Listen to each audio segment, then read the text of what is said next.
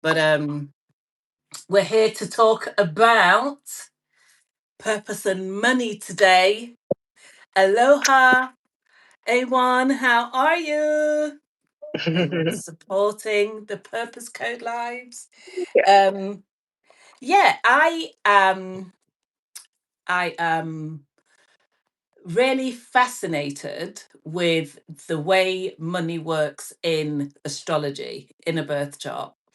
And I think this is one of those weird things, right? Where I learned this a while ago that if you speak to people publicly about money, especially here in the UK, no complaints on the emails. Thank you. Thank you. Life is amazing. Especially here in the UK, people don't really want to, have a conversation publicly. But whenever I speak to people one to one in a consultation, or if I speak to people who are founder owners who are thinking about building a business, money becomes a very central subject. And the questions are usually around it will kind of like people have to warm up a little bit, so it's not your first meeting, right? Maybe a few meetings in, and then people go, I've just got to stop making money, otherwise I can't keep doing this, right? Or people will say, well, it's so weird because I had this phase where I had like zero clients, no customers whatsoever. What am I going to do? And then there's a little bit of like panic, and then a couple of months later they come back like, oh my gosh, I'm booked, I'm full, blah blah blah. What happened? Like, money's great, but now what do I do? Because I'm going to have taxes, and I've got to figure out, what do I do? Do I reinvest in the business? So it's like money is a central subject for most people, even if they're not building a business, but especially if they are building a business. And obviously throughout this week we're talking about the purpose code, but the challenge in particular, which is for founder owners. And I consider money to be the lifeblood. Oh, that just sounds so wild, but it is. It's the lifeblood of anybody's business, but it's also the lifeblood of like humanity. We live in a material world. We have to be like pretty realistic. And unless, I think even people that are born with like trust funds and loads of money still have to think about money, right? But if you're building a business, I just think it's really valuable to understand your personal money patterns, the way money flows to and from you, the way you give and receive, but also the way clients will exchange money with you. And this is one of those things that, if I think about kind of like online coaching programs or online entrepreneur programs, everybody always gives like just one model, right? Like one size fits all. And then there'll be like a couple of people where it just works amazingly for them. And then other people crash and burn, and then they think something's wrong with them. The model wasn't for them, right?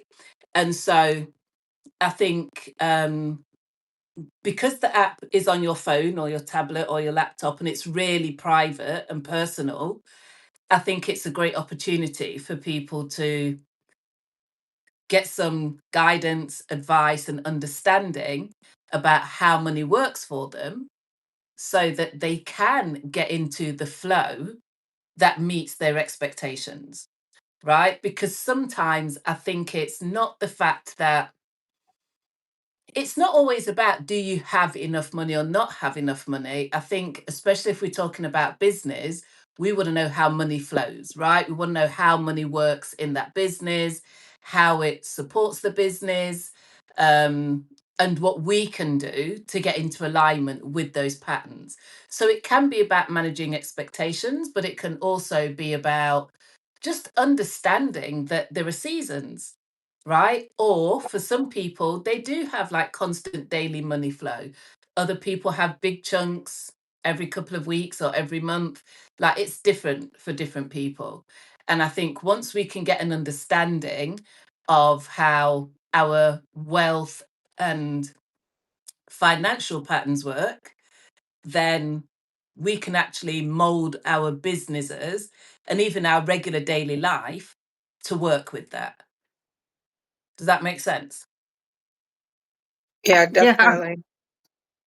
Yeah. I mean, I would also add that it also helps you to really structure your understanding of perhaps maybe what some of the barriers are for you and even how you look at money or how you're viewing your business with the money that you want to generate, or also how you view your client, right?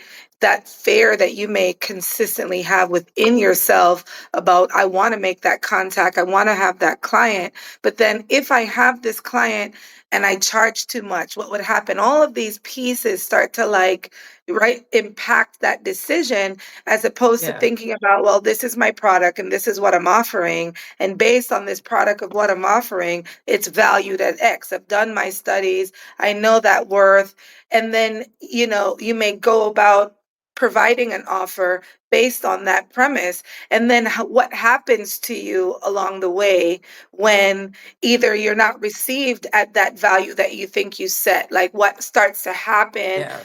in your system is really what starts to become fascinating. So I think the dynamic with the app is understanding what that pattern is in how you Yeah. may have to think about it to then move forward with approaching a client. Yeah. Yeah. And so to that point, I recently updated the money tab. I don't know if you guys have had a look at it recently, but there are a few theories that I just like follow, put out in the world. I'd love to say that I created them all out of my brain, but they're things that I've learned from other people. Like they're amazing people. So like Morgan Housel, who does the psychology of money, Ken Honda, who writes Happy Money.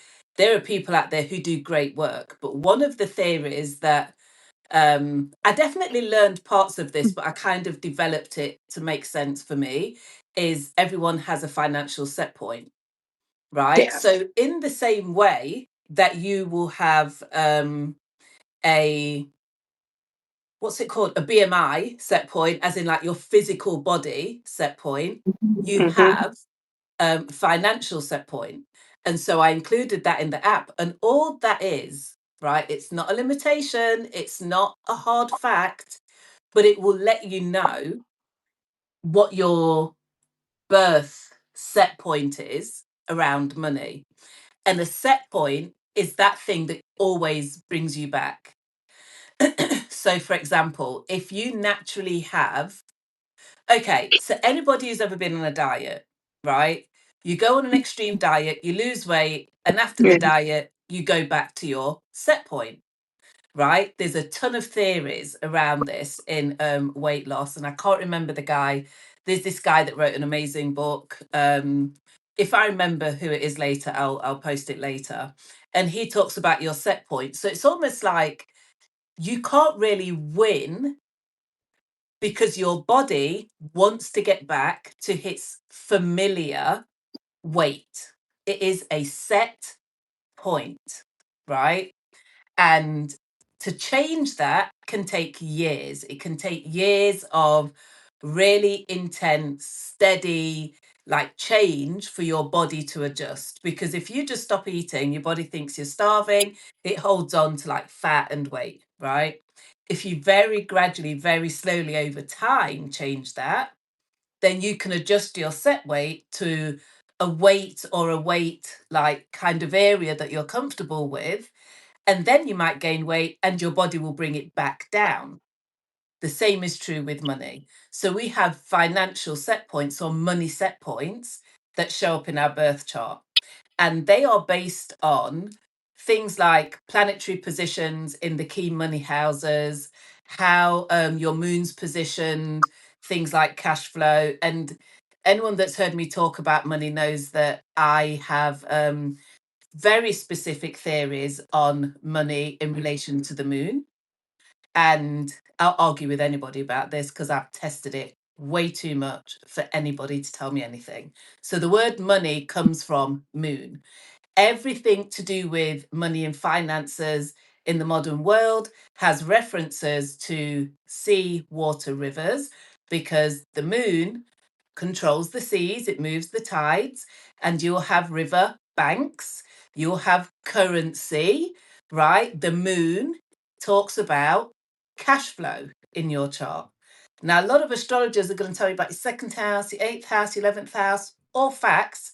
Well, they're not going to talk about your moon. The moon, money. So if you remember that and you get an understanding of not only where your moon placement is, but the moon phases, that will tell you a little bit about how money is operating.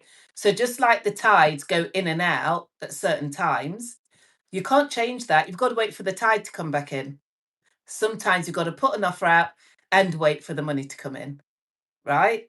So the moon represents your cash flow. And if your moon is in a favorable position, like anybody with a Taurus moon, yeah, moon's Yes. exalted in Taurus, Sazelle. This is why. I Like, this is know. me in people's charts. I look at people and I think, what do I I know know. I about was your like, I chart? think that's me. Yeah. It is, and that's you. And That's Lois me. Yeah. yesterday or the other day, right? Mm-hmm. So the moon's exalted in Taurus. So if you've got a well-positioned moon, you're likely to have a higher set point and really good cash flow.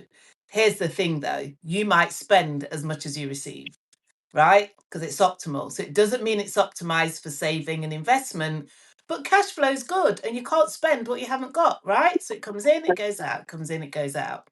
So we look at things like your moon placement, the condition of your second house. Hi, Natasha. The condition of your 8th house and 11th house and the planets and the rulers, etc. And from there, we can start to really develop an idea of your natural financial set point. So once you understand the set point, you can then start to understand, oh, so I've actually got quite a low set point. That's why people only pay me small amounts. I need to have lots of clients then, right? I should do lots of small offers. And every now and then on something like Facebook, you'll hear about the millionaire who made their money selling $7 like offers, Offers, yeah. right? Low set point. Just had to have 1 million clients. That's all, right? But if you've got a low set point, sell lots. If you've got a higher set point, you're probably likely to do bigger deals for larger amounts, but they might take longer, right? So you might need a bigger sales cycle. So we can look at things like your set point, and it can always be moved and expanded. So gradual, steady work in terms of expansion and growth. It doesn't mean your moon's in Sag in the first house. Okay. A1, we are not doing personal readings right now, but a Sag moon is actually very fortunate. And in the first house, it's a great placement. And I already know that you're great with money. So it all works. Sag is like the sign that's ruled by Jupiter. Jupiter's the big benefic, like opportunity, lots of money, abundance. So a Sag moon is really prosperous. In the first house, that, and Sagittarius as a sign, and Jupiter placements also rules finance and insurance. So you tend to see people with that placement working in finance and insurance. But also, if that's your moon, then who you are as a person means that you coming into people's lives can bring great cash flow and abundance. So there you go. I know you was just saying it. I'm teasing. But so if we think about all of those placements, the set point that you're born with, it doesn't mean that's it and that's all. It means that you know what you need to work on, right? So if you've got a lower set point and you think, I should be selling things with a higher value, then you have to work on that expansion. Any questions on the set point? Well, in the, you're talking about in the, sorry, you were saying in the app, and so that's one of the questions or something you'll find out in the app. You can ask that. So it's under the money tab. Yeah. So I recently updated the money tab. Let me have a look. So if you go into money, the archetypes have changed. They've been updated. And then there's money chapters, but there's also your set point. So if you go into the money tab on the app, the main money tab, if it's not showing, just refresh your app. I did do this a couple of days ago, and you'll see it will talk about your gift. It will talk about the bind, right? Because if there's something that holds money back, you might want to know what that is. Talk about your set point, your intention versus money, and also your financial seasons. So it's just giving really deep insight into how money wants to flow through your chart. Not because that's it and that's all, we can't do anything about it. But if you at least understand it, you can start to align with it, and then you can figure out, is there something that I can do to remedy this if it feels like it's not really prosperous? Or is there a little hack here that I don't know that I've now learned that I should actually put into play in the way that I work? So I would actually like to add something there because right Mm-hmm. there, most people aren't aware, right? So they're Yeah. not aware of this topic. They're not really aware of what that set point is. But like recently, I came in contact with understanding this a little bit more.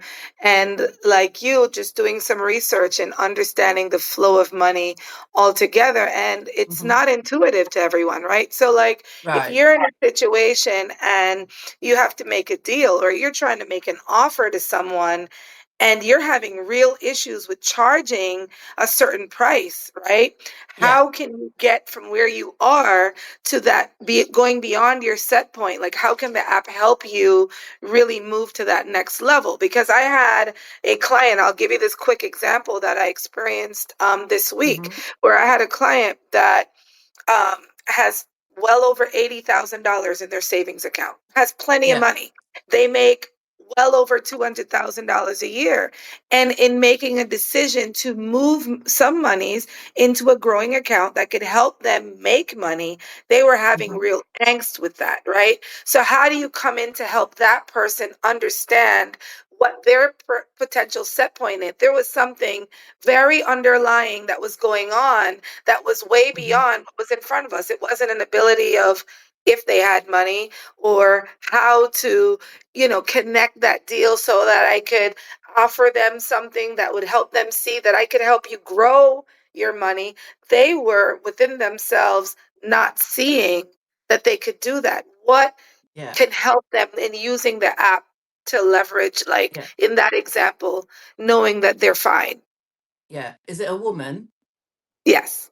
Women hoard money. Women do Yeah. not like to invest. They want to keep that cash close. Yeah. So that's the first thing. That's just Mhm. interesting to know. So in that case, they just need to download the app.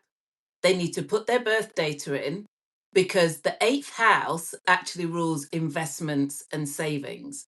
So that Mm, wouldn't necessarily be about their set point. That would be about the condition of the eighth house. It would be mm, about, do they have a block around saving and investments? And mhm, are they just uneducated, or are they intuitively knowing that savings and investments don't work for them?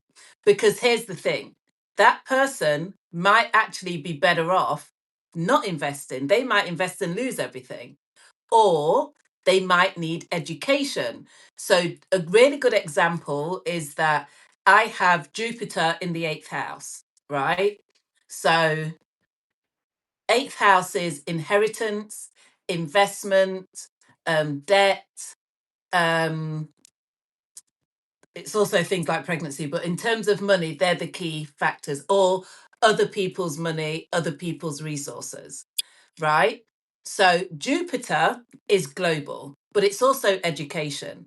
So I had to spend a lot of time, and I still don't know what I think I should know, but I actually had to spend a lot of time learning about investments and savings. So for me, even as like, and I come from the kind of family where everything was about saving, right? Everything was about premium bonds and, like parents who bought shares in everything, like when the gas company went private and, like Mm-hmm. back in the day type of thing. But I didn't understand it. So there were saving schemes and things in place. But for me personally, I had to learn about like ISAs, for example, or do you know what I mean? Like getting onto an investment app. And I'm definitely not a trader. I'm definitely not like a big investor. But because I have Jupiter in the eighth house, that for me was about educating myself. But I'm definitely a woman and I definitely would prefer to hoard than invest. So I'm still cautious, right? Mm-hmm. So in that case, I would want to see the condition of her eighth house. Are there any planets aspecting it? But I'd also want to know her history, right? So if we look at planets like Uranus, Uranus can give us an idea of like trauma. So depending on where that is in her chart, it could also, if she had Chiron in a particular place, maybe she has a family history of losing money or like money problems or big debt or something that scares her and makes her feel like if that money is not accessible, I don't really want to know about it. So for me, I would look at those two things. I'd look at certain placements and I'd look at the eighth house rather than the set point because she's very capable in terms of generating an income. Mm-hmm. So a set point, I wouldn't say is challenging here. I would say it's more about the condition of her eighth house. And I'd look at placements where there could have been like a family history or previous times where she's lost a lot of money or been in fear of losing money. Does that make sense? Yeah, definitely. Yeah. Definitely. So if Yeah. your set point, so if you were aware that you have a set point challenge, it would be more internal to your own decision making around money. So like how you feel about making an investment or how you feel inside about pricing your work, for example, if you do have a business. Those are So some of with the set point is one of those things. It's like an underlying pattern that we just the. need to have awareness of. So the way that I would use the set point is I have times, and anybody who has worked with me knows that I will do a direct offer and it will be like dirt cheap, right? First few people, like regular clients, I'll send something out like really cheap. That's my set point, right? And then I'll be like, oh, people are buying it, they're interested. I will now go to market and I will push my set point to what I think the value of the transformation is. And that is going to be a harder sell. It's going to be a longer sell, but it will sell. But I understand I have Saturn in my second house. So things take longer, but they also last longer. So if I'm supposed to sell at quite high prices, but I'm also supposed to work with people for long periods of time. So if I'm working with someone for 6 months or a year, it makes sense. It's higher than if I'm just doing like a one-off 1 hour consultation, right? But my set point naturally is actually quite low. I have a low set point because I've got Saturn, the planet of restriction and limitations, in my second house of generating income. I don't really play with my second house. I go to my eighth house and my 11th house because my eighth house has Jupiter in Sag. Like I make my money from people all over the world. I go big. I use big platforms. I do big offers. 11th house, I work with referrals, right? You very rarely will see me advertise. I always have clients referred to me. It's always word of mouth. Like, Shrill's great. I worked with her on this and this happened. That's 11th house. My second house, not great, right? So my natural set point is low, but I expanded it by working into my eighth house and my 11th house. Does that make sense? So we Yeah. have to figure out how to expand. So if I think about somebody who might have like Venus in the second house, or the moon in the second house in a sign like Taurus, they are naturally attracting regular, decent amounts of money. They've got a pretty high set point. The moon is exalted in Taurus. Venus is the ruling planet of Taurus. Venus is a benefic. Venus rules money. So that person, they could easily be selling like luxury goods really easily. They could be selling cars, right? Things that are naturally more expensive and like really great quality. And they'll make great money from doing that. So we have to look at lots of different patterns, placements, and transits. One of the ways that we can expand a set point or work beyond that is by looking at where a planet like Venus is or Jupiter is, because we're naturally going to be more fortunate there. But the other thing is, we shouldn't ignore those areas where we're like, oh, that's not great. We should figure out how to use them, Mhm. right? So if you're testing a new idea or a new offer, put it out at a low price for a small offering. Don't try and sell the whole kit and caboodle at top dollar if you've not even tested the first bit of your offer at a low price. Because sometimes it's more valuable to see that it's something that people will pay for, and then you get to develop it. Does that make sense? So if you're comfortable selling at a lower price, figure out, is there a small thing? I'll sell a pencil. I won't sell the whole paint kit. I'll just sell a pencil and see if someone will buy a pencil for £1. People are buying from you. Okay, let's up the price. Now I've got a whole pack of pencils.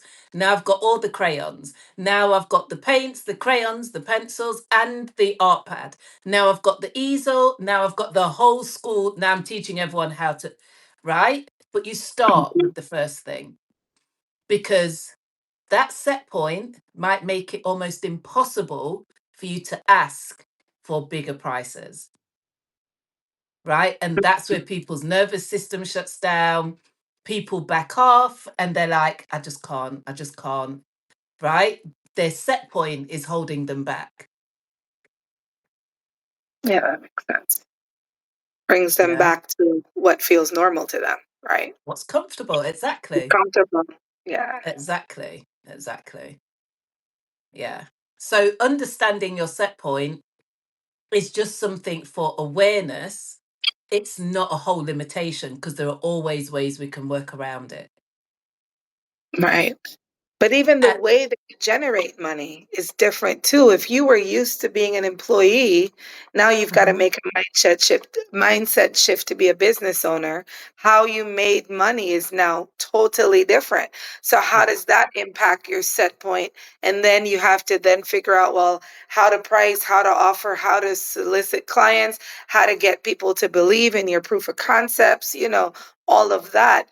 That in and of itself has an impact on your set point too, correct? Yeah, most definitely.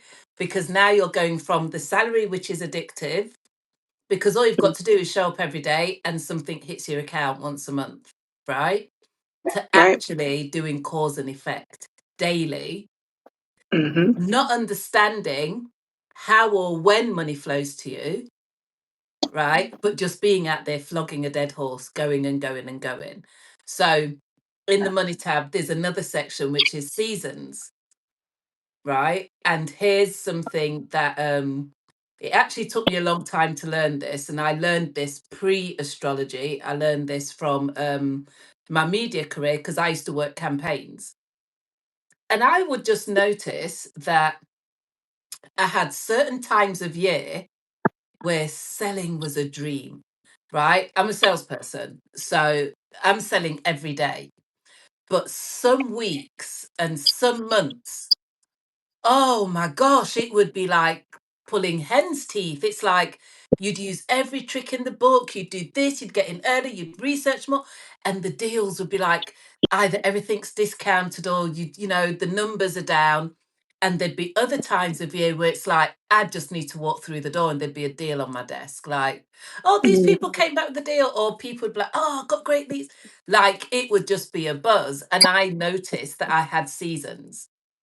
So what I learned, and this was confirmed with astrology later on, and I refined it a bit more, is that most people, they have a great season at their solar return. Your solar return is your birthday, when the sun comes back to where it was when you were born. That is a golden season for the majority of people.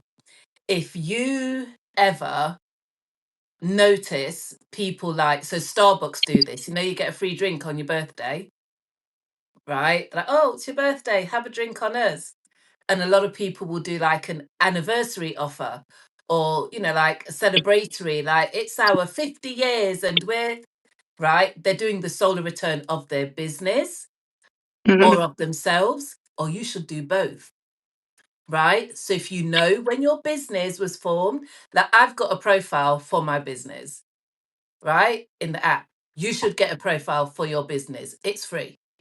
So you should do an offer to celebrate the anniversary of your business every year. Talk about it, shout about it, go crazy. Like, oh, we've been going a whole year, da, da, da, da, da. Whatever. Do one for your birthday. You are naturally more fortunate and abundant because the sun is shining its light on you. It's almost like the universe is celebrating that you're here on earth. So that is one season when most people, your birth month and the month of your business are naturally quite prosperous. Now, other people, sorry, that's for everybody. Now, for most people, there are times of the year when you shouldn't be trying to sell anything at all. You should be creating, right? Everybody has those quiet seasons. And if you think back to times when it was like, God, you know, I couldn't get a customer like for love nor money or whatever. If you think back, you might notice that there's a bit of a pattern. Those are the times where if you're prepared, you can sell in advance. Like think of ice cream trucks, right? They're seasonal businesses. They work through the summer and they make their money for the whole year, right? I think fishermen are a bit like that as well.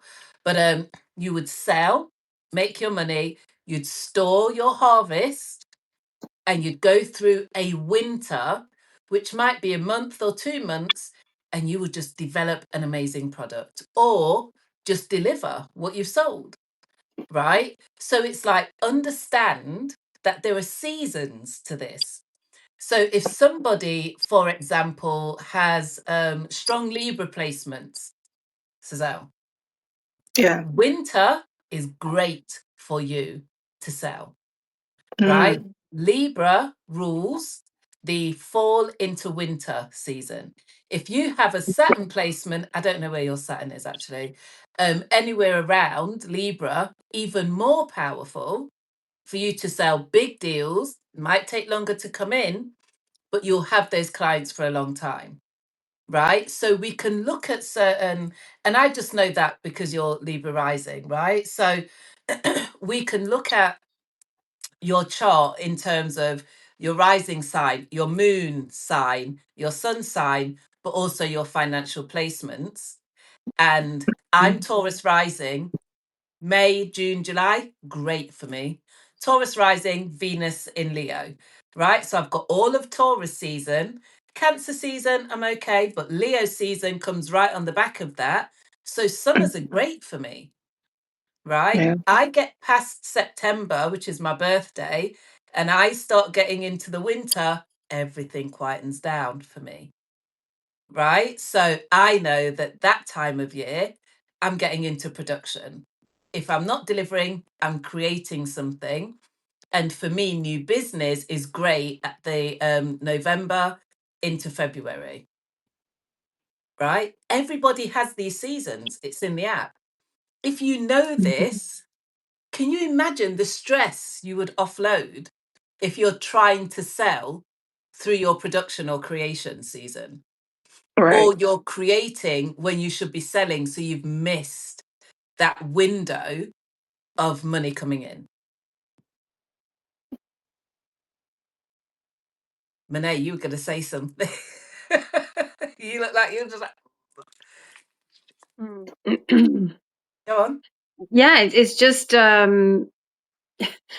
you should teach this stuff at school. I mean, it's like you could really be creating a vicious circle for yourself and you don't even know it. Yeah. Yeah, Yeah. yeah. Mm. And people do, right? Because people Yeah. just follow models that are in the world. But if you're a founder owner, your business isn't big enough to accommodate year round. Mm. Does that make sense? Now, if Yeah. you have a big firm and a ton of people working for you, let's say you're in recruitment or something, of course, sell all year round. But even with recruitment, there are seasons, right? We know January is great. We know that November, December, no one's leaving their job or whatever, right? So, but if you're a founder owner, your business relies on your energy and the energy of when you set up your business. And I advise people, I have clients, like business clients, where I advise them on when to incorporate their business, depending on what the business is, what they want to achieve. I did the same thing with my business. I'll tell you what to name it, I'll tell you when to incorporate it, like the whole thing. Because you look at the chart and you go, this chart is conducive to whatever it is that your business is about. So when you understand the patterns of money in your chart and how they flow, you then start to make decisions about how you work, how you show up, when you show up. Like this season that we're in, this like Gemini super new moon, even just working through Gemini into Cancer season is actually a good time for me to be showing up publicly, right? Just because my second house is in Gemini, got the Mhm. super new moon. It's not just because, like, oh, it's your second house, that's how you make money, because I've got Saturn there, but Saturn rules business. So I am building this app business. Gemini rules fingers, Uranus is there, so that's apps and coding. I'm building an app business or a technology business. Now's a great time to show up. It's Gemini season. We show up and tell everybody, talk about it, right? Not for the income, but for the building of the Feel that. business. Does that make sense? Yeah. Which then leads to the income that is generated, right? Yeah. So this is So a bit of a building season for me personally. When I hit Leo season, then I'm going to really start selling. If you think I'm selling now, you haven't seen nothing yet. But like going into Leo season is when I will be very, very proactively selling like whatever it is that I'm creating right now, which is the app. And of course, in the purpose code, we'll be going through all of this for ourselves. Yeah. Yeah. So Okay. with the challenge, one of the Oh, yeah, key okay. things, one of the key things is pricing your offer, right? So I think pricing and the psychology of pricing is such an emotional subject because money is very emotional for people. People price based on what they would pay. People price based on their money stories, right? If somebody believes that the rich are evil and greedy and all of these other things, they will never price to become rich. They will never do it. They'll never try and sell a business. They'll never do anything to become rich. The problem is they might not even know that they have that belief. It might be running unconsciously. If somebody took a vow of poverty in a previous life, you're going to have to undo that, right? Doesn't matter how hard you work in this life, you've taken a vow of poverty and not broken it. If somebody is looking at another person's business as the model for how they price their services, they could be underpricing, overpricing, or just way off the mark for what people will come to them and pay them. And here's another thing, like pricing works on positioning, right? So apart from your own patterns, are you positioning yourself and your offer correctly? If you are a founder owner, do not take yourself out of the equation. You do not have a faceless business, Correct. right? What will people pay you based on how you show up in the world and the work that you're doing? What do I mean by that? If a white male shows up giving financial advice, talking about investing, and tells people, give me 50 grand to go and invest it, people are going to give him 50 grand. Right? People just trust him. He looks the part. Right? Okay, great. Off we go.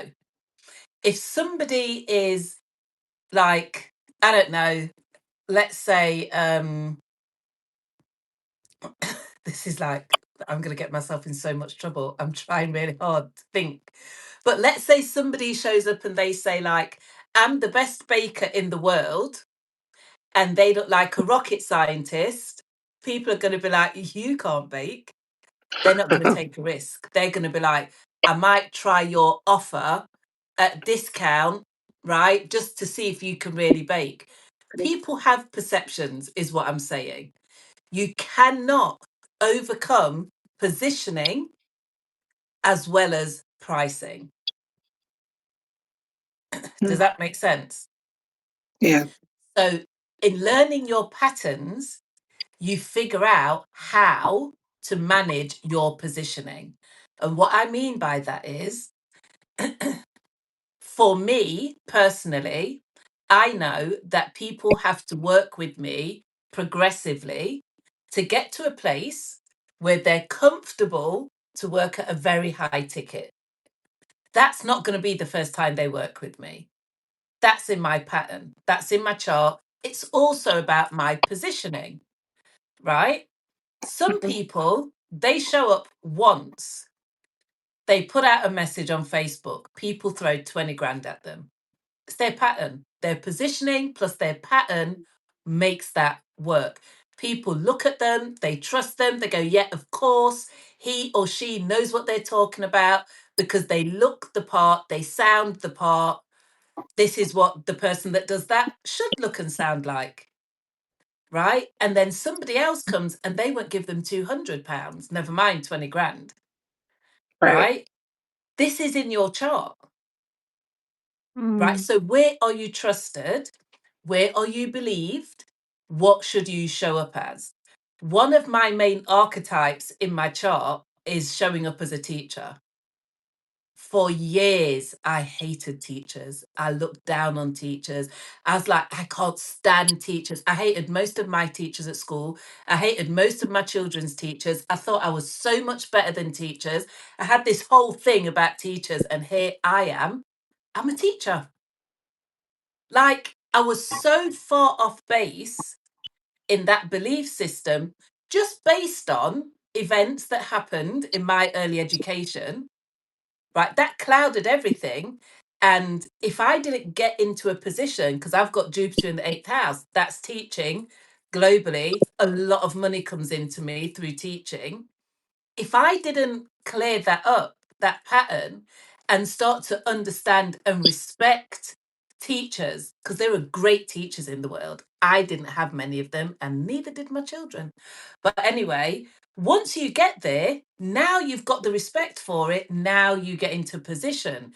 People will receive me as a teacher. I'm teaching right now. Do you know what I mean? But for years, I was like, oh, like I'm a city slicker, like I'm a media salesperson. I did that all on the phone until I did like events. But for a long time, it was on the phone, and I did not use my real name because nobody would receive me looking how I look, right, with my name, because they wanted to talk to a nice, tall, handsome white guy that looked like Dan Draper right, in a suit, that's who they wanted to give £1 million to, not me. On the phone, I could get it, right? And I would have a very like Penelope Pitstop quite sounding name, and I'd speak very proper. Hello, how are you? So, right, that's how I used to do business over and over and over again. Because if I walked into their office, they would never sign those contracts. But I didn't So care. how did you make that shift then? Because the app, I just got so what good how and did you so famous at what I did that people headhunted me. And once people realized it was me doing the deals, no one cared because I had a proven track record. I just got so good at it. Like, people would just like headhunt me. Like, I was just called into all of the projects because once you work with certain people, it's like a small industry, right? So even though I'm doing this on the phone, everyone's watching my deals, they're watching my deal board. I'm winning all the competitions. My sales teams are the best because I'm training them. And so, but that is again a placement in my chart, right? I have That's the best interesting. sales placement in my chart. I have Venus trining Neptune. And the astrologers, you know what that means. Oh, wow. So Yeah. it's interesting that you're saying that because I'm actually going to find out a little bit more about my teaching abilities because I kind of felt like you. I had some bad examples when I was younger, and I've been open because I want my children to flourish and all of that good stuff. But I think for me in my profession, people always say I'm not the traditional finance person, right? I Mm, kind of tend to explain more. I have a little bit more calm. I try to understand what may be the barrier and why someone may not be as results driven or getting to their deadlines, that kind of thing. And people yeah. will be like, that's so not like the traditional finance person, right? That, Right. very cut and dry, very sit behind the desk and do. And I'm more of like the teacher, but I was like, I never saw myself as that. How would Yeah. I know really what I can do to leverage kind of my personality in my profession? Or, Yeah. So there's a pattern in your chart. So what we would look at is your ninth house, which is education, and the ninth house ruler and the condition of that. We'd look at where planets like Jupiter are placed, and that would tell you quite clearly if it's something that you would do as a hobby or out of interest, or if it's something that would generate an income. So for me, the planet that rules teaching is Jupiter. I have it in the eighth house. The eighth house is where other people's money comes in. So that's why I was always supposed to teach as part of my ability to earn and generate an income. I have never, I don't want to say never, but very rarely has the money I generated come from my second house activities. It really? tends to be, yes. So I've got Venus in Leo in the fourth house, and then I have Neptune in Scorpio in the seventh house, and they trine. So now we're in very different territory than typical finance houses. But Venus is a planet of money. Neptune is the higher octave of Venus. So when those two come together, it's magical as far as like generating an income or generating deals. So for my business partners, which would have been media houses, people that I worked for, I did huge deals. I booked some of the biggest deals in like the UK in terms of TV and magazines. I mean, like millions of pounds worth of sponsorship. I was able to do that. It wasn't all going into my pocket, unfortunately, right? But it was like that combination is so magical that I can do those deals. And a lot of those deals I did on the phone. I didn't start going to see people for years. I didn't start doing like the big sports tours and things like that for years. I just went to an office, picked up a phone and spoke to people and closed everybody else's deals, went home and cooked my children's dinner. Right. Yeah. Years later, I started traveling around the world. But that's when my Jupiter in Sag started to activate, which took me around the world doing that kind of work. So we all have these patterns in our chart that tell us in your business, maybe you're a therapist, maybe you're a consultant, maybe you're a coach. but what kind of coach, what kind of consultant, what kind of therapist, and how do people best work with you? And how are you supposed to price that work? Right? That is all in your birth chart. So if you've been trying certain pricing methodologies and it's just not, we all know what it feels like when something connects, right? You know, you get a little sparky like, this is it. If you're not getting that and it feels like really hard work, like maybe you're on a call with somebody or you know you've met them at a coffee shop and no matter what you say, they keep going, I don't know. And you know they can afford it. You know they're interested, but you just can't get them over the line. There's something in your energy that you're unaware of. It's not about them. It is about you.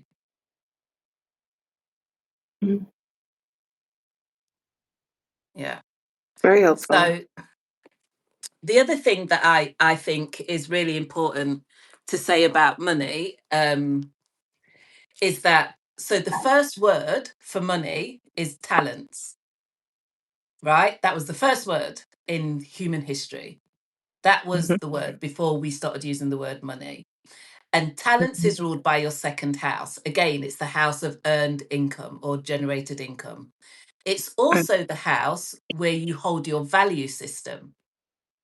So based on the condition of that house, that tells you what you value the most in life. You know, do you value good manners? Do you value companionship? Do you value, you know, whatever, right? But it also tells you what your talents in the world are.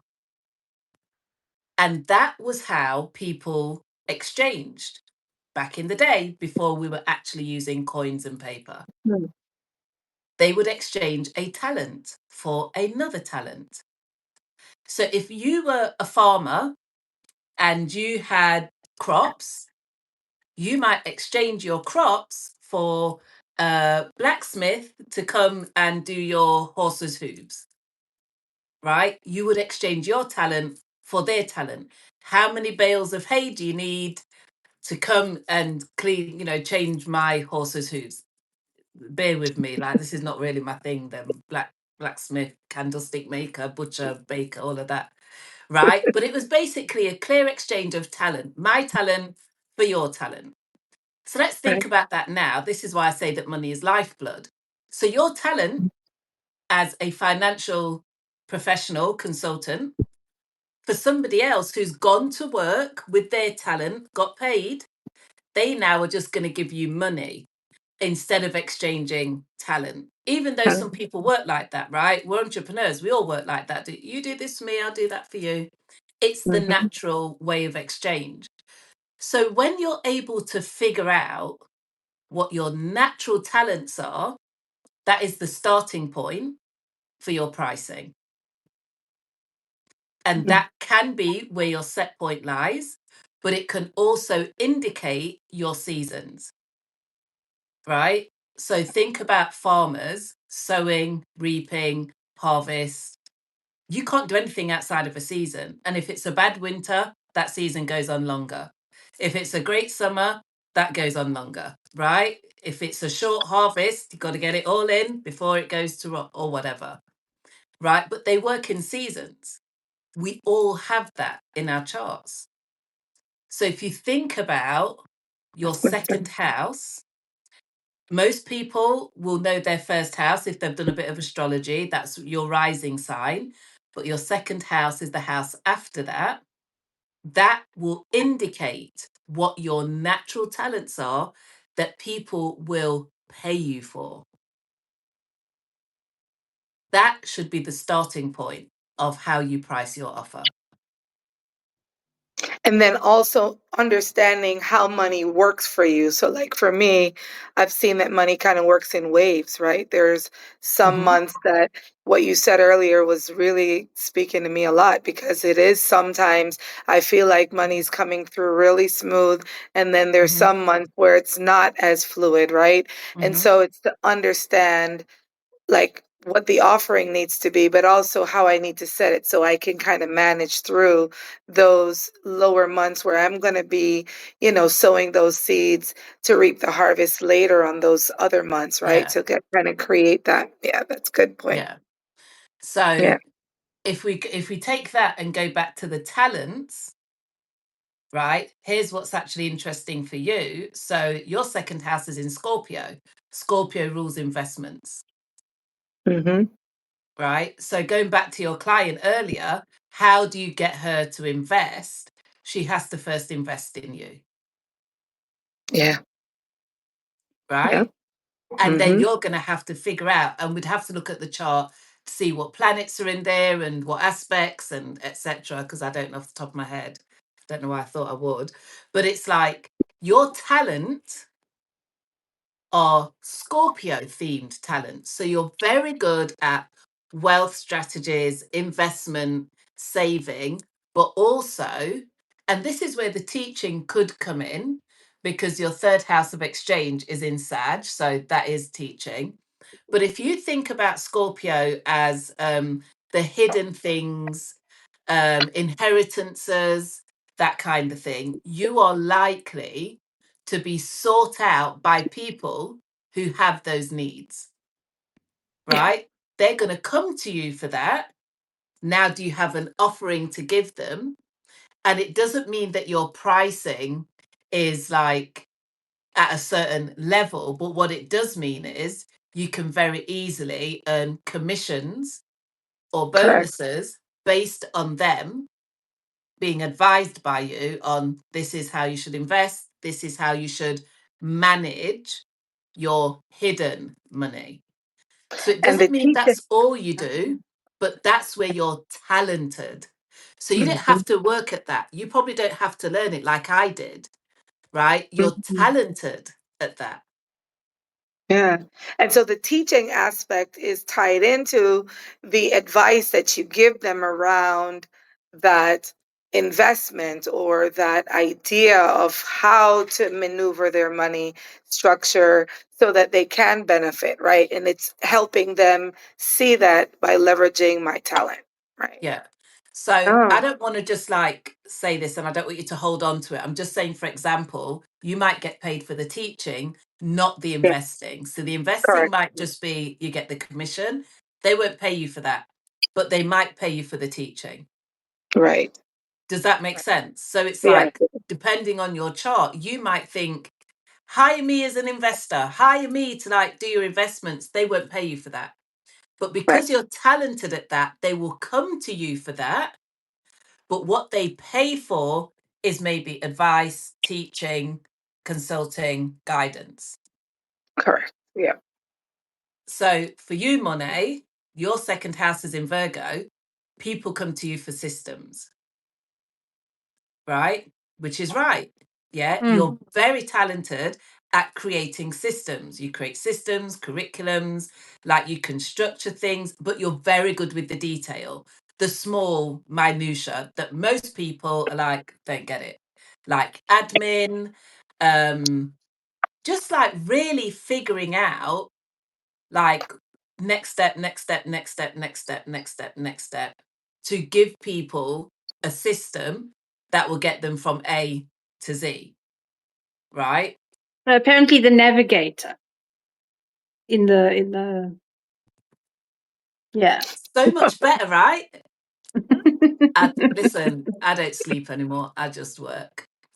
But yeah, right? So Mm. a map writer. What's it called? What are the people that make maps called? They're called Photographer. something.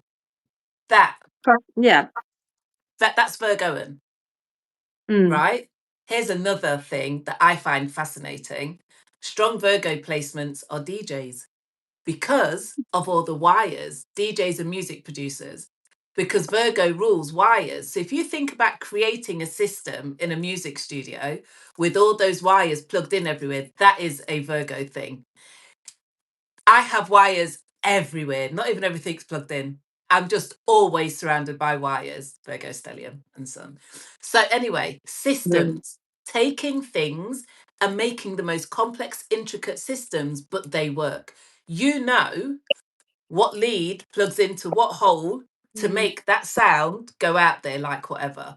You know what step follows A, B, and C for people to get to D so that they can then go on to E, F, and G. You intuitively know that. Now, does that mean that people are going to come and hire you to create systems for them? Probably not. What they're going to hire you for is the result of using your system. And apparently, according to the app, to see the pattern. So I see patterns people don't see themselves. That's right. Yeah. Because you're about systems. So they're not going to say, oh, will you build me a system? No. But your system gets them somewhere. So what they're hiring you for is the destination. To create that path. Okay, that Yeah. makes sense. Yeah. Right. So it's never like just a literal thing, but where you're talented is like, okay, this is what people come to me for. Now, if I do what I'm supposed to do, then they will pay me for how I get the result, give them the information or whatever, because the exchange comes from the third house, the next house, or the next sign along. Okay. Yes, so knowing your birth chart will help you to know and what profession to do. So we look at your profession is often tied to your purpose, but it can be influenced by other areas in your chart. So profession, purpose, business tend to all be 10th house, midheaven, but also your north node will influence that. So that again is looking at, with astrology, it's never like just look at one house or one planet. It's always about looking at the whole pattern. Virgo, right? You look at the pattern, like you look at the whole chart and you look at how things interact. And then you look at what's happening now, because now it's going to activate something, right? So, second house, earned income, talents, the original idea of what people did for money or in place of money. So when we first had money, it was called talents. There were little clamshells. And then later on, we got to coins and whatever else. And banknotes were like when the Knights Templars would like, you know, they would carry gold and someone would give them a little letter saying you have this much gold for us. And obviously they robbed everyone, but it's a whole different story. And then after you figure out your talents, then we move on to how you exchange, how you go to market. So even that is not second house, that is third house. So it's like there's a path that we follow and we look at the conditions of everything and we can say, so Monet, you've created an amazing system. Now you have to sell it to people. Who's coming to you for this system? What do they look like as far as buyers, and what is it that they are paying for? Some people will pay you for entry. Some people pay you for the result. Some people will pay for the whole thing. That's part of figuring out how you price things. Does that make sense? Because it's like, if I priced things on how long it takes me to prepare a birth chart, that can be 2 weeks. So now I'm charging 2 weeks worth of hours and the rate for the consultation. No one's going to pay that. Right? What I'm going to charge you for is the hour and a half consultation. Right? I charge about £150 an hour. So do the math. Right? And obviously a discount or do whatever. But that's what I'm charging for. If I charged everyone for the time it took to do the preparation and look at the charts, we'd be looking at like £5,000. People are paying for the preparation. They're paying for that time where they sit with me, they ask questions, and I tell them what I see in their chart. The preparation is my hidden cost. Right. Right? So we have to get clear on these things. Because some people are like, my consultations are £10,000. Someone gonna pay me for the prep. And you know what? They might do it. But for the most part, people are paying for that little point, that end result where they sit with you. The So output. again, we don't sell the 2-week prep. If I didn't tell you this, you wouldn't know how long I sit with a birth chart for. Right? So why would I sell that? Does that make sense? But sometimes that's what people are doing. They're selling their prep work, they're selling everything, like I had to like put that to one side and do this. So that's an extra like £300. And I had to do right. And I had to like buy new pens and put that in. And I had to get a new journal, add that in. And I had to take an Uber because I had to go to Starbucks, add that in. The client doesn't care. The client cares about the pointy end, right? The deliverable. Right? So if you're smart, you will price your hourly rate, if that's what you're doing, and take into consideration, well, it takes a bit of time, but I have to be reasonable because no one wants to pay for preparation. So if you're a baker, right, or you're a chef, you don't get paid for like going and buying the ingredients, bringing them back, prepping everything. People pay for the meal that sits in front of them. Correct. Mm-hmm. And that is what people can calculate. So if the pricing is like, whoa, what am I paying for? That's just a no buyer. If people have to think, they're not buying. So that's why I like to call it like it's a no-brainer. Deliver an offer, it's a no-brainer. And in fact, you want people to say, God, I'd pay 10 times more for this. You want people to say, God, this is such great value. How could I not? Right? But again, that comes down to your chart, your money patterns, your positioning, and how that works. So if your positioning is like spot on, if you look like what people imagine this person to look like, you've already hiked your prices. Right? If you understand your set point, if you understand who your clients are, because if you naturally have rich clients, please charge them. Right? If you naturally have people that are struggling financially, don't charge them. Right? Some people have to do mixed charging, they have to do scholarships. So we charge some people at the higher end so that people who can't really afford it can get in because that's the work they're doing. But your chart will tell you if that's the way you need to work. Isn't it fascinating? It's very, very fascinating. Yeah. I mean, it's going to help you get to a level of I think that's Oh, you're back. Go on. what just happened. No, I was saying it's going to help you get a level of precision around how you think around creating that structure for work.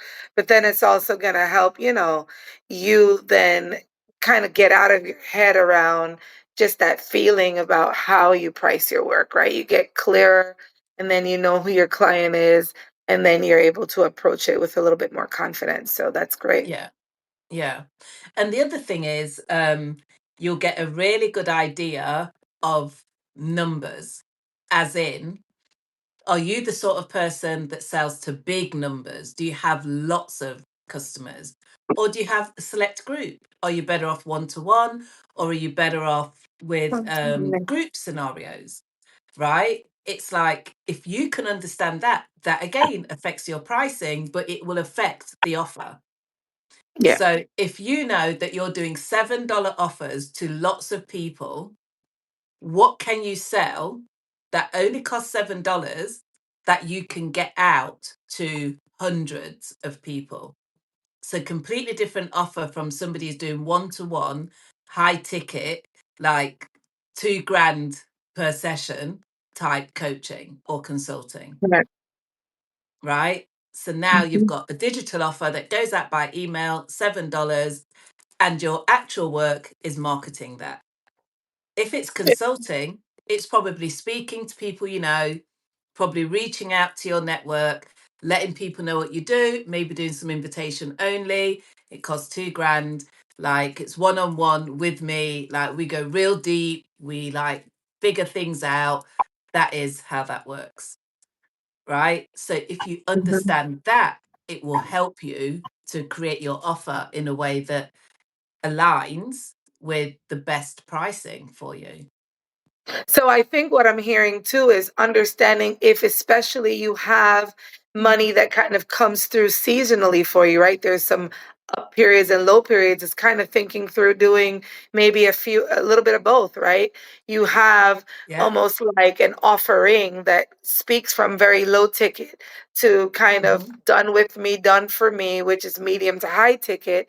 And you Yeah. just really run it through. And there are going to be times where that low ticket kind of carries you through that planting season for some of the bigger ticket, and then you're working through some of those things to launch those and put them out. So it's really kind of helping you think through the whole thing, right?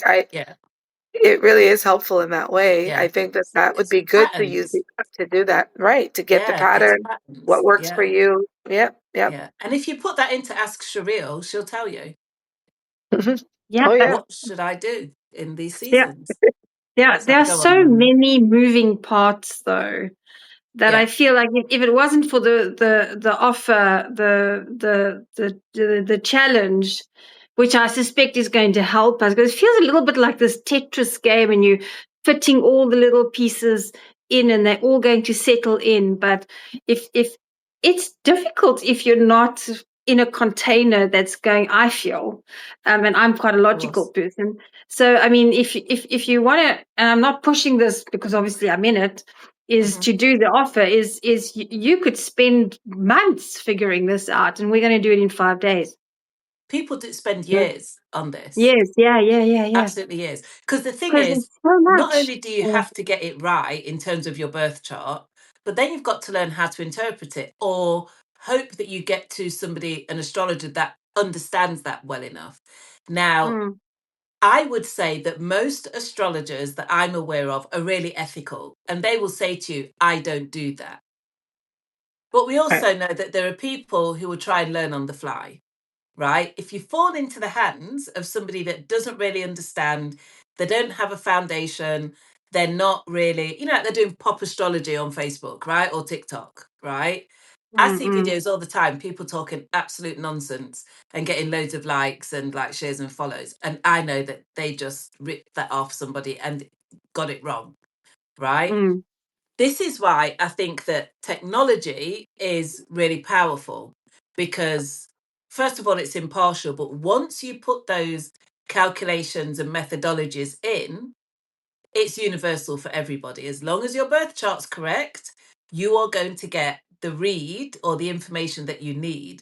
Now, here's the part where the container's important is that if this is something you could just go and do on your own, right? I'd be like, here you go, bye. Of course, there has to be a level of understanding. There has to be some teaching and some guidance. And there has to be a framework because we all know what we're like when we get new information. We go down these rabbit holes and we could be down there for a year, right? We don't get back out. And so it's like you need a little bit of a shortcut or a hack, but you need guidance to get to what matters. And there are certain things, certain formulas and ways of thinking that I perfected around offers and pricing just over years of working in media. That was my whole career. All I had to do every day was figure out offers and pricing and what will people buy? What won't they buy? What sells? What doesn't sell? Everything's about angles and understanding the market needs and what people want, and then figuring out at what rate do we sell that, right? And the more acute, as in the more on point your offer is, it's usually the more that you can charge for it. But you've got to get to that point pretty quickly. And so if it was just about, here are some prompts, because there'll be prompts in the app for each day, they'll be released the evening before. So it's like, I'm big on like self-work, right? If you haven't noticed, my teacher persona. So it's like, you will receive your prompts, it will unlock the day before that evening. So it's like 7:30 UK time. I expect everybody in the challenge to work through those prompts before they come to the session. So when we get to the session, it's productive. People are, okay, I did my prompts. This is what came back. help me understand this. So if this is my set point, my pricing, my whatever, how does that look in an offer? I want those sessions to be so useful, right?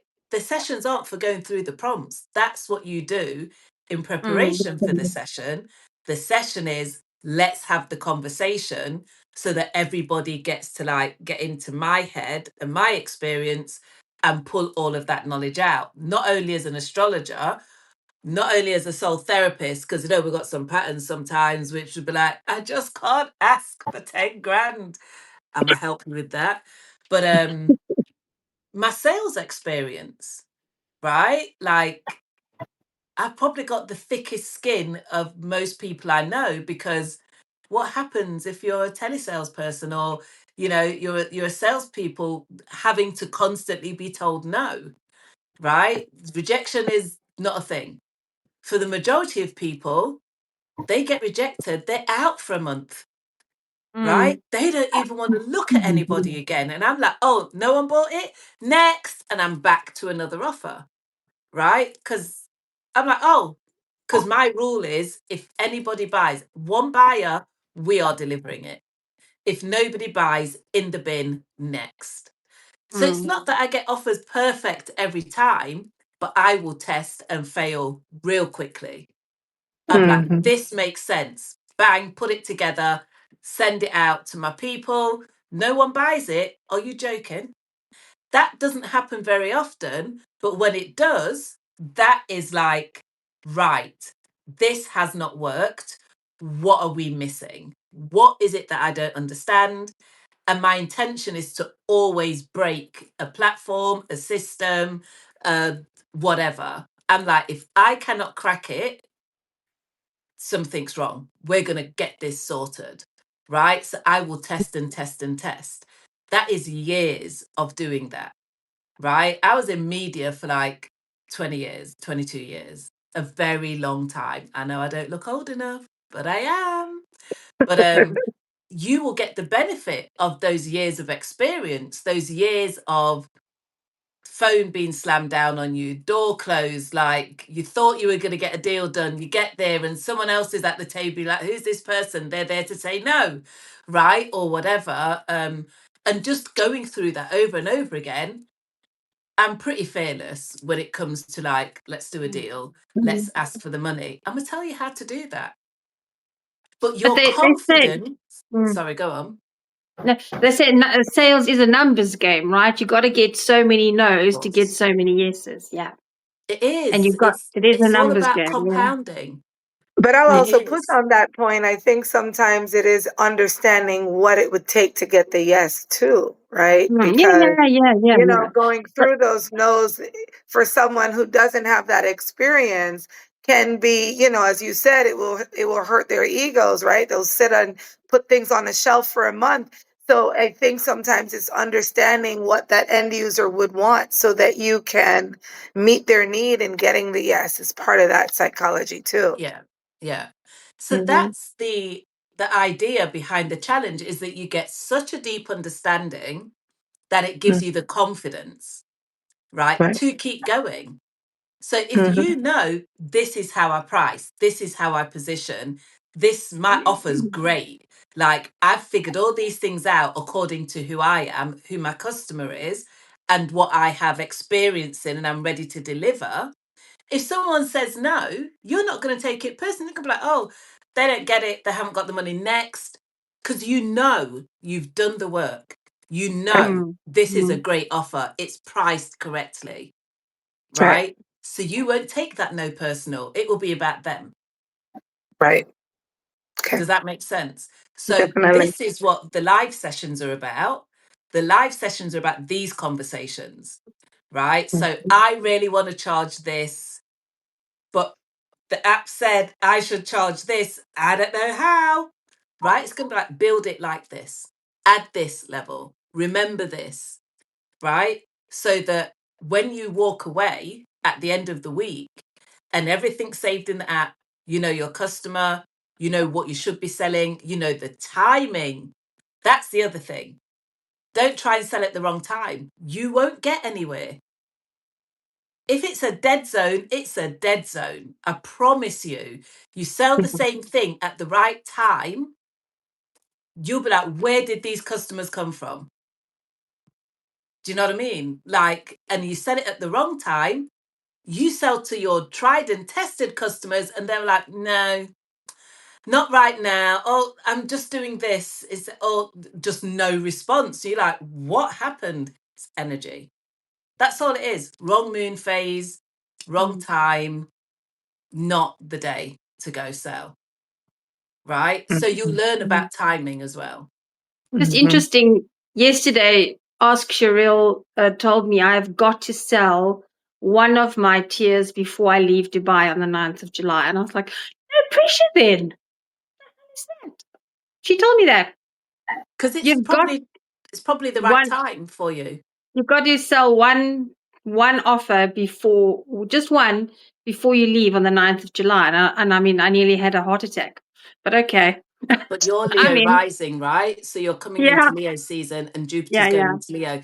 You've got a great year ahead of you, you know. And I mean a year as in when Jupiter goes into Leo, that's 12 months, right? Because you're Leo rising, you're going to have things come in. This is such a good time for you to do this offer. Is that why This Cheryl challenge. said, like, before you leave, get on that aeroplane? Yeah, You because you're sold an coming offer. into that season because Yeah. Jupiter's leaving Cancer and going into Leo, and that's like fire and fire. So I'm really excited because like my Venus is in Leo. I'm like, let's go. Come on, right? Because I know. And if you think back 12 years, what was happening in your life, like 12 years from July, like end of June, July, you're going to have a good idea of what this is going to look like.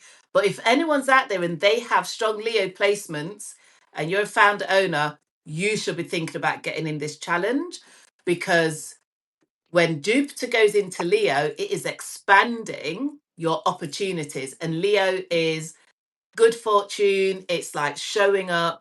Leo is it rules the 5th house, which is a house of fortune, but it's also your own business, it's authorship, it's the things that you create to put into the world. So if you know that you're a Leo sun, moon, or rising, you've got a great 12 months coming up. I would also say, though, anybody with strong Cancer placements, where Jupiter currently is, Mercury is about to go retrograde. It's currently retro shade. I don't know why I'm just doing a little reading, but anyway. And so Jupiter is tying up its time in Cancer. So you've almost at the end of your year, you're going to get a great reward at the end of it. So when planets leave a sign after being there for a while, you normally get some kind of reward or like revelation or like, you know, like that thing that ties up that cycle. So if you've got strong Cancer placements, pay attention to where you're either being expanded or given an opportunity to do something that you haven't done for a while. And so that is probably why you're being told to do that before you leave. But you'll be ready to do that because you'll have your offer done. Yeah, exactly. But also because I asked Cheryl if it was, and I don't know how many other people live in different places, but I'm in Dubai now and then I'm going back to South Africa. And so I said, is that important? And she was like, yeah, it's very important. You've got to sell in Dubai to have an international offering. And then you can go back to South Africa. And I was like, okay, so that is important. Where you are right now is also important. Yeah, and that's really interesting because location. So there are a couple of features that will be shipped like over the next few months. One of them will be about location astrology. Okay. Because that affects a lot of stuff. It affects loads. So for you as a Leo rising, I don't know if South Africa's like Jupiter ruled. I need to look at that, but Dubai is definitely Leo ruled. Yeah. So that would make sense. That's why you like it, keep going back, but sell there, right? Jupiter is bringing in bigger money for you. So when we have a look at your chart and your offer, we'll be able to get to the pointy end. And for the bigger deals, it doesn't mean your first offer is the big deal, right? It means that you get them in the door, right? and then you escalate. Mm, So Yeah. I think you've got something similar to me because of your Virgo second house. So Virgo starts small and goes and goes and climbs and gets bigger. Yeah. Yeah. Yeah. I So you've saw got your instructions. It's great. yeah. No, it's been amazing to just engage with it, but it's a lot. I'm not going to lie, it's a lot. Yeah. But Well, I see. you're gonna get the offer done. So you'll Yeah, be fine. yeah. Go on. Somebody here, I don't know who Hawaii is, but he said, Yeah. I've also got that question. I think you've sort of answered it, but it is How would you difficult. recommend Mm. someone who doesn't know about astrology and get them to your app? I would talk about purpose, love, and money. When I did the exhibition, I'm just gonna be really honest, very few people spoke to me about astrology. Everybody spoke to me about purpose. That's what the conversation was. And everyone that downloaded the app, and I think the number was like 500 and something, like it was a big number, they all downloaded the app because the question was, what is my purpose? How do I know my purpose? How do I make money from my purpose? And love wasn't in it at that point. So people were downloading the app because they wanted to know. And every question because I did a talk on the Sunday, every question that came up was, so what do I do? I'm leaving this job and doing this, or I currently do this. Am I doing the right thing? Or how do I every question was about purpose. So I wouldn't even talk about astrology. The app is powered by astrology, but what the app delivers is answers around your purpose. It's the purpose code. So there's a big question happening in the world right now where people are feeling lost, confused, frustrated, and so many souls are waking up and realizing that there is something that they're here to do, that they have a mission, they have a duty, right? And so if you speak to people about, do you know what your purpose is? What's your purpose? Most people will have a conversation around that. And what I found was a lot of people thought that their purpose was just to serve people, and they didn't have a sharper focus, they didn't have detail, right? So some people, it was like, oh, if one of my neighbors has just come out of the hospital, I'll go round and make them a cup of tea, which is great, right? That is being a kind neighbor. Is that a purpose? Probably not, unless that becomes all that you do all the time. You probably have a slightly bigger purpose than that, you know? So people have an urge. What happens is people start to feel that something's missing in their life, or that they feel like they should be doing more, or right, like we all have that question at some point, like there's more to this. What am I missing? What is it that I don't quite know? And that urge is usually your purpose calling you. And so there's a big conversation happening. You know, people are writing books, and I saw a post that Joe Dispenza did about purpose. And, you know, it's not a new conversation, but I think it's getting louder. So the way I would introduce the app to people is I would say, I'd have a conversation about purpose. makes sense. Yeah, that's where the conversation is. So, and I've not really done a lot about astrology either. So if you're getting emails, you won't see a ton of astrology. In these talks, I might mention a little bit. And in the future, I will do more astrology because I've had conversations with astrologers who are like, yeah, let's talk about the astrology behind it, because the way that I have calculated things and put things together is a whole conversation. But for most people, they're not astrologers. They might have an interest, but it can be quite overwhelming, you know, when you have to get, well, your Mars in this house is doing this. And so it makes you want to do that. And then your Saturn is doing, right? People are like, what? Like, just tell me, what time do I get up? What do I work on? And how do I like sell it to people, Yeah. please? I don't care about the placements. Yeah. Right. So it's a different, slightly like different audience. but for the most part, people are having real conversations about purpose. And the messages that I get, so it's like the emails are automated, and obviously it's something I'm working on, but people answer the emails. And I'm like, I never answer emails that I get from, like, like things that you've downloaded or whatever. I don't send an email back, but I just think it's funny because obviously these are like either clients or people that met me at the exhibition. And they send emails back, and the emails, they're talking about their purpose, like, oh, this was great. Like, so now I've got a plan of when I can leave work. Like, I've got this much runway of money to do this. Like, and I'm like, that's all I want to hear. Like, I just want to hear that it helps people figure it out. And if you have an idea of what your purpose is and the app confirms it, green light, all systems go. Mm-hmm. Yeah. It's true. So just a few words on the challenge. I should have said this at the beginning, but I'm going to say it now. The challenge is called Decode Your Offer. And whether you've already got a business, whether you're planning a business, I know that there are people who have asked about this who are still in full-time work. They're training to start their own practice, and they're like, should I do that? Absolutely. It doesn't matter if you've got anything to sell right now. You're going to need to know what your offer is when you're ready to sell. This is about doing the deep work for you. This is about you, understanding your patterns, the best ways to show up, the best ways to connect with people.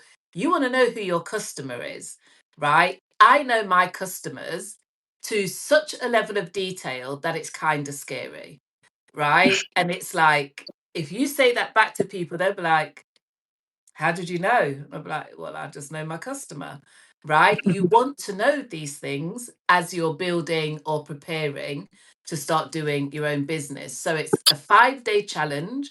It is delivered through the app, so you have to have the app downloaded. You'll get a little challenge panel that comes up under Ask Shereel, and it unlocks each day as we go through. There are prompts there that you put through Ask Shereel. You'll get some answers, and you can keep going and get to the bottom of whatever it is that you're working on or thinking about. And then we'll have a live Zoom session every day as a group, and we'll talk about whatever the subject is for that day. By the end of the 5 days, on the Friday, the end of the week, you will have your offer completely decoded. So once you know all of these aspects of what makes a great offer for you, you take that and you just use it over and over again. Because there's never just one offer, right? We want to always have an offer.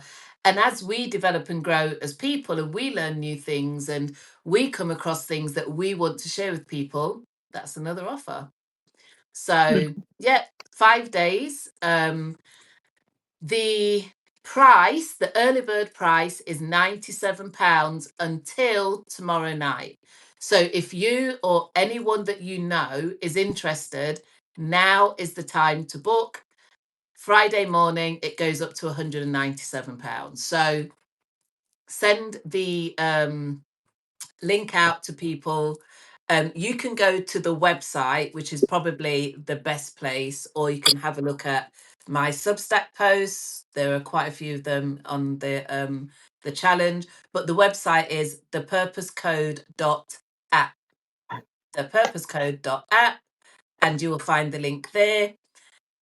Just download the app anyway, whether you want to do the challenge or not. It is like really useful. It's a lot of fun.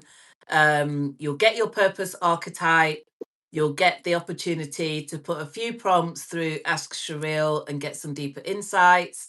And if you want to go crazy with Ask Shereel and look at love and money tabs, especially based on the talk that we had today, then you upgrade and it's just £89 for the whole year. So download the app, if nothing else. But if you are working on your own business and you really want to get your offer right, and you really want to attract those clients, and you really want to understand your pricing, your positioning, the best way to sell and deliver, the timing of it, then join the challenge today. tomorrow at the latest, before the price goes up, while it's still early bird at £97. All right. So, any final words, ladies? Thank you for joining me. Here comes Momo. It's walk time. Microsoft is closing down. He always knows, you can tell. Thanks so much. It's really every day has been informative and gets you more and more excited to get going. Yeah. Yeah. Yeah. I'm really excited. Yeah, I'm excited to continue to play with it because I'm learning a whole lot as I'm navigating this space and getting to know clients a little bit better and what they want and how I help to engage with that. So it's been very helpful. So I'm looking Yeah. forward to the challenge as well. Yeah. Amazing. Amazing. So, and keep sharing it because the numbers are looking great in the back end. The analytics are telling me things that I don't know how we're getting there, but we're getting there. So keep sharing. Let's make the purpose code a bit of a movement. Okay. Yay. So I've got what you know what's really good is I've got family who's got overseas family and they have all these family groups and apparently they're just sharing it onto family groups. So it's Well, gone where to are they? Ireland, New Zealand, and hey, Where are they? Because I saw some countries today and I was like, is that where the data centers are or what is happening? That's well, really interesting. So there's just get your family groups to send it on, and you know, because I know somebody who's starting a business, and this will be good for them to figure Yeah. out the offer. And so I'm like, yeah, okay, just share it. And yeah, whether you're into astrology or you're not, if you want to start a business, this is the way to do it. Yeah. Yeah. There are stats coming from like Sweden. I know that Netherlands is a data center. There's big numbers there. Obviously the States, the UK. It's like, I'm not even joking. Like the countries are like changing, like more and more countries are getting added on. So I don't know. I was like, I don't know if they're data centers or whatever, but the numbers are spreading. So I think keep it's just going. moving on. Yeah. Yeah, it's brilliant. I just think this is great. Don't you just love technology? Yeah. Like the reach. Definitely. Oh, it's amazing. But we couldn't do this before Jonas went into Gemini. So let's just see what happens in the next few years. Yeah. But yeah, we will talk more, ladies, during the challenge. And I hope a few more people decide to sign up and join us. Got a great WhatsApp group going.